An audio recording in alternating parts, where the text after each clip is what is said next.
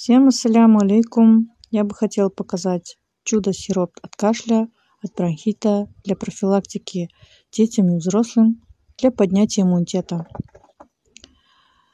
Делается этот сироп из натуральных средств.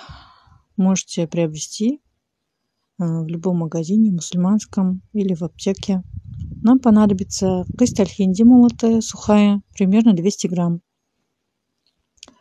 Понадобится водичка, кипяченая, стуженая, тоже 250 грамм.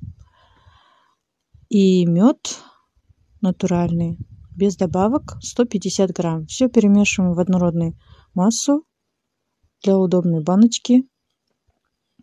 Храним в холодильнике и пьем каждый день по одной ложке.